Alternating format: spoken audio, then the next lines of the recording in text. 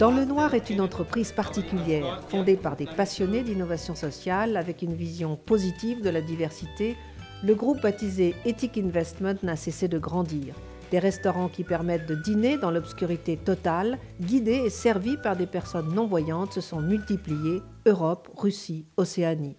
Originalité, la diversité s'applique aussi pour développer le management, mais aussi l'entrepreneuriat au féminin. Dans le cas d'éthique, il y a un accompagnement, il se fait au début, c'est-à-dire pour lever les freins. Et pour un peu pousser ces femmes à avoir confiance en elles, à ne pas se dire que c'est impossible.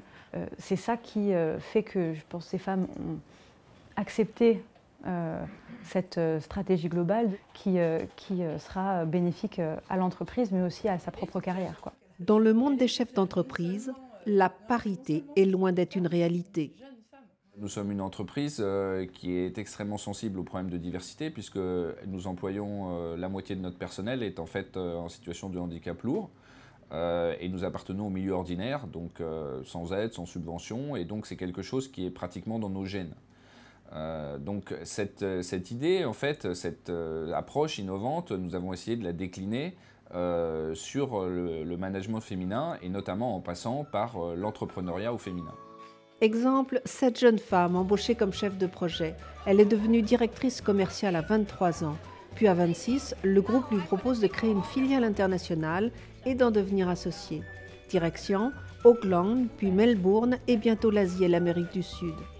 J'aime cette liberté, j'aime le fait de se dire ce matin je me lève, en fait c'est juste pour moi parce que ce projet j'ai envie de le faire grandir et j'ai envie de planter des petits drapeaux dans le noir partout. Donc, c'est ma motivation, c'est mon projet, même si je ne suis pas toute seule et j'adore être accompagnée comme je le suis aujourd'hui. Mais voilà, c'est un projet très motivant. Élise avait envie de retourner dans sa chère ville de Nantes, mais pas vraiment celle de devenir chef d'entreprise. Un accompagnement spécifique lui a permis de prendre son envol. Elle était chef de projet responsable de clientèle. Élise a dû faire le switch dans son esprit pour se mettre dans ce costume d'entrepreneuse. Donc Élise a fait preuve de ténacité et aujourd'hui c'est une vraie entrepreneuse. La jeune femme gère maintenant une boutique qui accueille des ateliers du goût et organise des dîners dans le noir au sein de l'hôtel Radisson Blu. Plus de 70 couverts chaque week-end. Pour être un patron femme, il faut s'affirmer, oui je pense, quand même. Il faut s'affirmer vis-à-vis de son équipe et quand on s'implante, etc.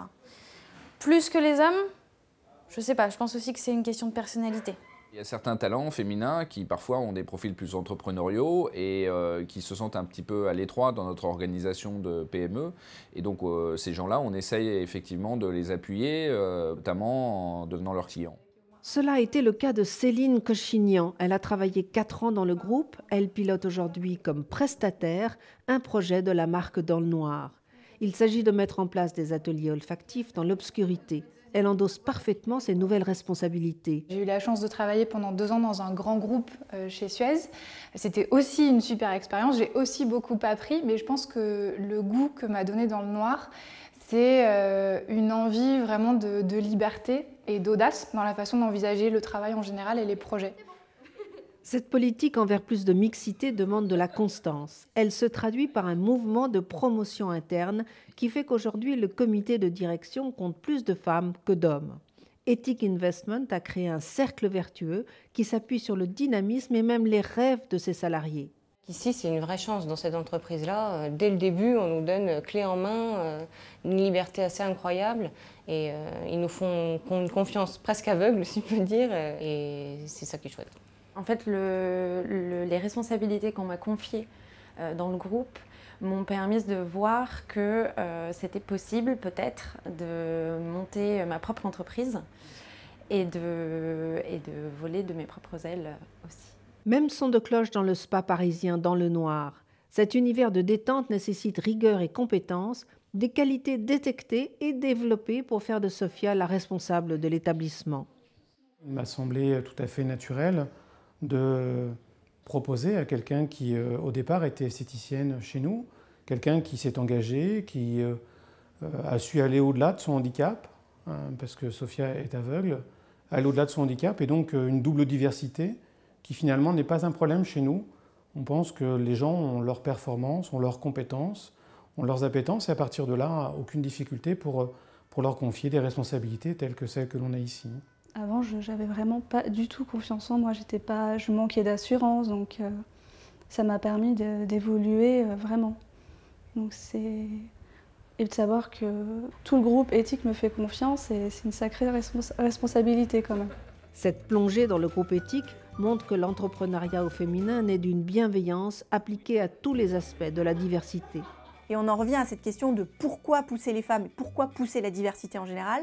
Pas parce que ce sont les bonnes œuvres et pour se donner bonne conscience, mais parce que la mixité et la diversité sont source de créativité, d'innovation et donc de performance économique.